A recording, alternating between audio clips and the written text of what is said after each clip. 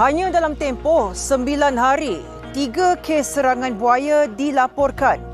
Demi keselamatan nyawa penduduk, Jabatan Hidupan Liar Sabah bersama PDRM memburu buaya-buaya ganas di sekitar kawasan sungai dan pesisir pantai.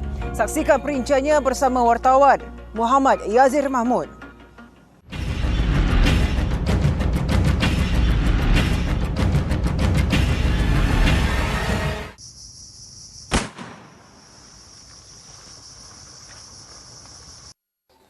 Jadi kadang tu malam, jadi ada terselit di kepala saya. Sekali saya macam kena tarik gitu kan, tersungkur saya jatuh. Terselit pun jatuh pergi sungai lah. Jadi dalam keadaan tu kan, kami macam kira berlawan sama itu buaya dalam gelap lah. Tidak nampak apa-apa. Jadi yang saya rasa, itu memang buaya. Sebab apalagi kalau bukan buaya. Statistik Jabatan Hidupan Liar Sabah merekodkan 10 kes serangan buaya ke atas manusia pada tahun lalu. Ia membabitkan kes kematian dan kes kecederaan. Mangsa terdiri dari kalangan nelayan, pekerja ladang dan penduduk kampung. Tahun ini, kes serangan buaya ke atas manusia di Sabah meningkat mendadak apabila 3 kes terbaru dilaporkan hanya dalam tempoh 9 hari pada Oktober lalu. Jadi sekali saya turunkan paras air macam sampai sini, belum ada apa-apa. Sekali saya macam mau naik sudah pergi tebing, kaki saya sebelah kanan sudah di atas. Jadi kaki kiri saya mau kesini naik, terus tu ada menyambar.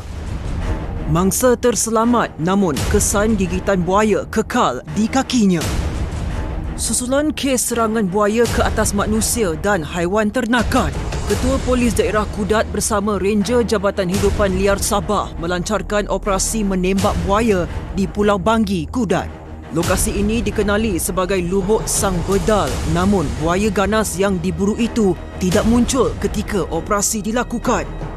Jadi kita selaku PDRM Kudat mengambil berat soal ancaman buaya ini kepada masyarakat. Oleh sebab itu kita mengambil pendekatan untuk bersama-sama dengan Jabatan Hidupan Liar mengambil pendekatan apa yang perlu bagi sama-sama bekerjasama untuk mengambil tindakan bagi mengatasi ancaman buaya ini kepada masyarakat kita di Pulau Banggi ini khususnya. Pengalaman Pakcik sendiri, pernah melihat buaya dan baru-baru ni lembu kita dimakan? Ya, pernah. Pasal dia yang baham saya punya itu sampai pergi tangki saya. Okay. Sedang pun tangki saya dari air jauh. Ya, mungkin dia ganas sudah buat serangan. Okay. Itulah saya bersyukurlah kepada Ketua Polis Kudat dan juga Kehidupan Liar datang. Ya. Selain Pulau Banggi, kru 999 turut menyertai operasi bersepadu menembak buaya di sekitar Lahad Datu. Ia tertumpu di pesisiran pantai termasuk kawasan kluster industri minyak sawit POIC, Pulau Sakar dan di kawasan jeti Bengkalan Polis Merin.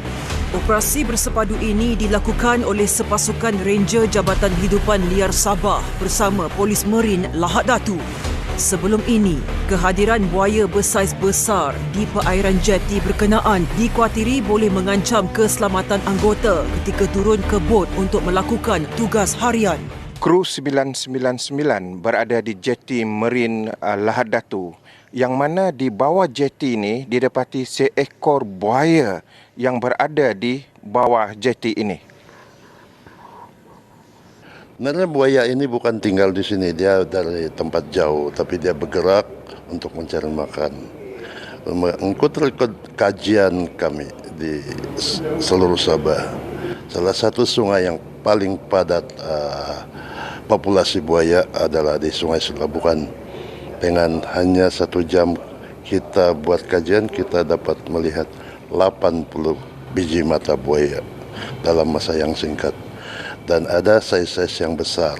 Dan kebanyakan buaya-buaya sini memang besar-besar.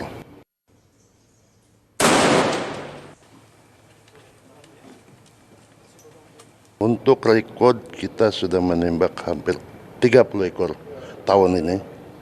Demi untuk mencegah kepanikan orang awam di Lahad Datu dan ketentraman lah.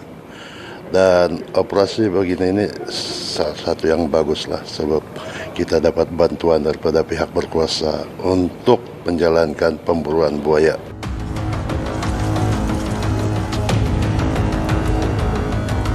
Sepanjang operasi ini, sebanyak 4 ekor buaya ditembak mati.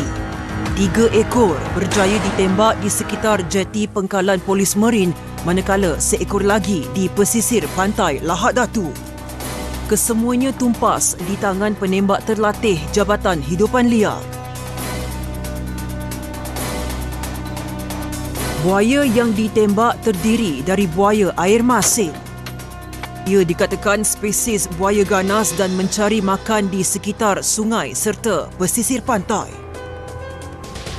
Seekor buaya jantan berukuran 8 kaki panjang ditembak mati di bawah jeti. Bangkai buaya tersebut dibawa ke daratan untuk dilupuskan. Berdasarkan pengalaman ranger bertugas, setiap tembakan perlu membunuh buaya tersebut kerana buaya yang cedera akan bertindak agresif dan mengancam nyawa.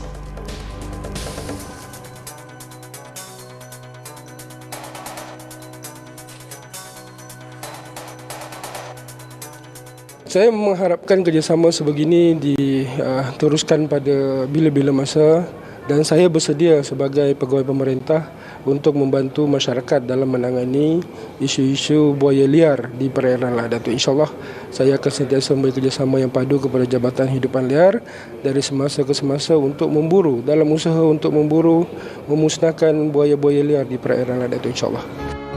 Dilaporkan 2 ekor buaya yang ditembak mati tenggelam ke dasar laut.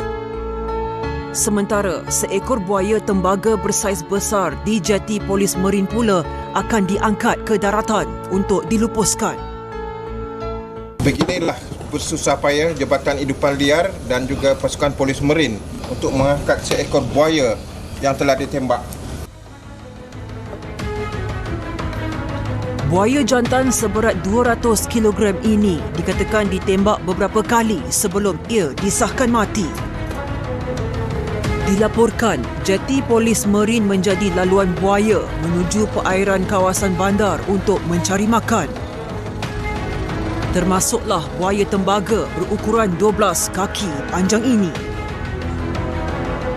Jabatan Hidupan Liar Sabah serta pihak berkuasa yang lain akan sentiasa memantau kawasan perairan bagi mengelak kejadian serangan buaya ke atas manusia.